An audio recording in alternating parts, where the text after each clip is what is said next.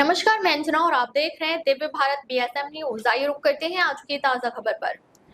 धड़गांव में प्रशासनिक इमारत का 2 बार शिलान्यास, नारियल किसका? बढ़ता सियासी तापमान। विधायक आमशा पाडवी और सरपंच विजयाताई पावरा दोनों ने किया भूमि पूजन। चुनाव पूर्व श्रेय लेने की होड़ ने मचाया राजनीतिक बवाल। धड़गांव पंचायत समिति की नई प्रशासनिक इमारत का एक ही हफ्ते में 2 बार शिलान्यास होने से पूरे तालुका में चर्चा का विषय बना हुआ है।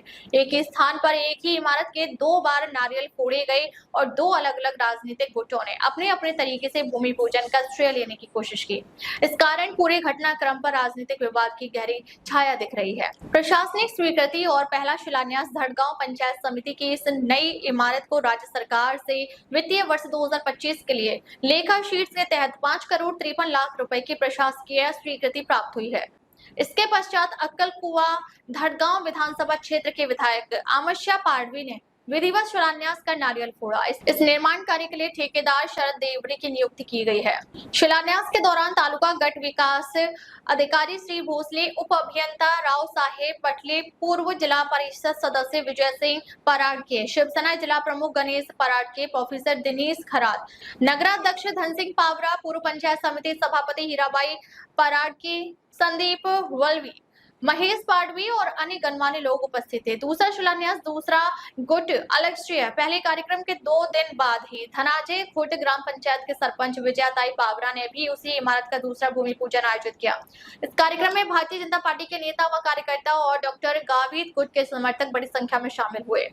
बोरवण, खरवड़, धनाजय जैसे गांव से कार्यकर्ता पहुंचे और माहौल पूरी तरह राजनीतिक रंग में रंग गया। सरपंच पावरा ने इमारत की स्वीकृति का श्रेय पूर्व विधायक डॉक्टर विजय कुमार गावित, पूर्व सांसद डॉक्टर हिनाताई गावित और जिला परिषद के सभापति डॉक्टर सुप्रिया गावित को दिया। इससे श्रेय लेने की होड़ और अधिक तीव्र हो गई है। राजनीतिक तनाव, असली श्रेय किसका? इस घटनाक्रम ने क्षेत्र की स्थानीय राजनीति में गर्मी बढ़ा दी है। विधायक आमशा पाडवी शिंदे गुट से हैं और सत्ता पक्ष का प्रतिनिधित्व करते हैं, जबकि गावित गुट फिलहाल भाजपा में सक्रिय है और विरोधी भूमिका में है। विधानसभा चुनाव के बाद से दोनों गुट अपनी अपनी ताकत दिखाने में लगे हुए हैं। स्थानीय नागरिकों के अनुसार एक ही इमारत के 2 बार नारियल फोड़ा जाना जनता में भ्रम की स्थिति पैदा कर रहा है। अभी तक प्रशासन की ओर से यह स्पष्ट नहीं किया गया है कि कौन सा भूमि पूजन अधिकृत है और वैध माना जाएगा। विधायक पाडवी का तीव्र हमला। अपने भूमि पूजन के अवसर पर विधायक आमशा पाडवी ने विरोधियों पर निशाना साधते हुए कहा, विकास कार्यों का श्रेय लेने वाले विरोधियों ने अब तक जनता के लिए कुछ नहीं किया है। उन्होंने अप्रत्यक्ष रूप से गावित गुट पर आरोप लगाया कि राज्य सरकार ने इस इमारत के लिए निधि मंजूर की है और कुछ लोग सिर्फ फोटो खिंचवाने के लिए सामने आ रहे हैं। आगामी चुनाव की पृष्ठभूमि तैयार। इन दोनों शिलान्यास कार्यक्रमों को देखकर यह स्पष्ट हो रहा है कि आगामी स्थानीय स्वराज संस्थाओं के चुनाव को ध्यान में रखते हुए राजनीतिक रणनीति तैयार की जा रही है। पंचायत समिति व जिला परिषद की सीटों पर वर्चस्व स्थापित करने के लिए दोनों गुटों ने मोर्चा संभाल लिया है।